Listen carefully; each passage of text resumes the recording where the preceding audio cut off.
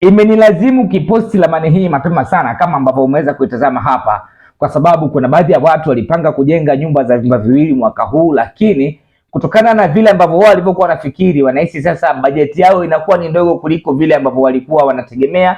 Kwa hiyo wanaona kama kuna kitu kinaweza kikawakwamisha kwenye ujenzi. Kwa hiyo nimekuleteeni jengo hili hapa kwa sababu unaweza ukalijenga na likawa na bajeti ndogo kuliko vile ambavyo ulivyokuwa unafikiria.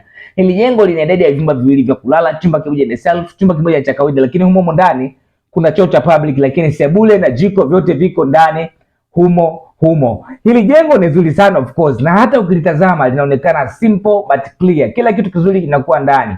Ni jengo ambalo linakuwa na uwezekano wa kutoa kila kitu kwa huduma ya makazi katika kaya au familia ya watu zaidi ya watu 8 kwenye jengo moja, sawa. Na naweza nikakwambia kwamba hata kama kiwanja chako ni kikubwa sana, unaweza ukatengeneza kwa kiasi fulani ukajenga sehemu fulani, baada hapo likabakia eneo lingine ambalo unaweza ukaja ukajenga jengo kubwa. Kwa nini ninakuletea hii hapa? Kwa sababu ninaamini kuna muda unaweza ukawa una budget ndogo ambayo umepanga kufanya ujenzi, lakini kutunza pia hiyo pesa napo ni changamoto nyingi. Unaweza ukajikuta hauanzi sasa, na hiyo pesa pia unaipoteza, unajikuta sasa inakuwa ni sehemu ya wewe kushindwa kujenga, kwa sababu kiasi ambacho chukua umekipata ulihisi kwamba kitoshi, na baada hapo ulipokuwa unafikiria kwamba usubiri pale ambapo utakapokuwa umepata kingi ndio uweze kuanza, unajikuta sasa kile kiasi chenyewe unakuwa haukienezi na kwa bado ni changamoto, sawa. Lakini pale ambapo unakuwa tayari umeshajenga na unaweza ukajipa muda sasa kusubiria kwanza kutafuta tena kwa ajili ya kujenga jumba lingine, inakuwa rahisi sana, kwa sababu kila kitu ambacho ulichokuwa umekipanga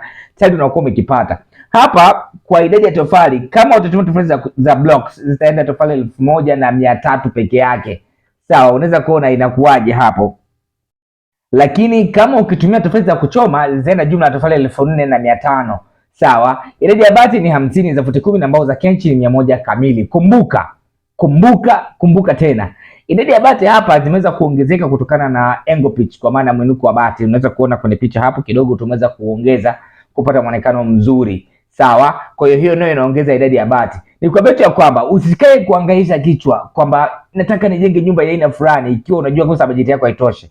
Basi pita na hii hapa. Ukipata ramani namna hii hapa, inakuwa na maelezo mazuri, kila kitu kinakuwa kinajieleza hapo, inakusaidia wewe kuweza kufikia malengo yako, kwa sababu ukianza na kidogo, kikubwa kinakuja kinafuata, kuliko uanze kujipanga na kikubwa wakati ambapo hata kidogo hujawahi kukimiliki. Kidogo inaweza ikawa ndoto yako ikawa na ugumu na ukakasi vile vile, sawa. Kwenye hili jengo kuna vitu ambavyo vinaweza vikafanya jengo hili likawa la nafuu sana. Kitu cha kwanza ni uwepo wa madirisha machache kwenye jengo zima. Hili jengo lina madirisha makubwa 3 na dirisha dogo 1 na madirisha madogo sana 2. Hapa madirisha madogo sana ni madirisha ya vyooni kama unaweza kuona hapo, lakini dirisha dogo, dirisha la jikoni, na mengine yote yanafanana, kwa maana dirisha sebuleni, chumba cha single pamoja na chumba cha self, sawa. Kwa nini tumeweza kuweka dirisha moja? Hii inakuja kutokana na kwamba tumedesign ramani ambayo inaweza ikabana budget hasa kwenye ujenzi. Lakini mtu anaweza kuuliza swali, kama mtu anajenga Dar es Salaam, eneo ambalo lina joto sana, itakuwaje na madirisha ni moja katika kila chumba? Iko hivi, kitu ambacho kinaweza kikafanya joto lipungue ndani, cha kwanza ni ukubwa wa madirisha, sawa, ambapo kwenye madirisha hapa tunaweza kuzingatia pia hilo. Ukisha kwa madirisha yanakuwa makubwa kwa sababu kila chumba kinakuwa na dirisha moja. Lakini kitu cha pili ni kimo cha jengo kwenda juu. Jengo hili lina kimo cha kutosha kiasi kwamba ndani kuna uwezekano wa kuwa na hewa inayozunguka ya asili ambayo inaweza kufanya kwanza kusiwe na joto sana, lakini pia hata mtu anapokuwa anapumua hewa ndani isiwe nzito. Hizo sababu tu zinatosha kukwambia kwamba ramani hii ni nzuri na inakufaa wewe hapo. Kama unataka kutazama ramani tunazozipost kupitia WhatsApp yako, ni rahisi sana. Cha kufanya, tutumie message WhatsApp kwenye namba hiyo hapo, andika neno niunge. Tutakupatia link, na kupitia link hiyo utaweza kujiunga na WhatsApp channel yetu. Karibuni sana.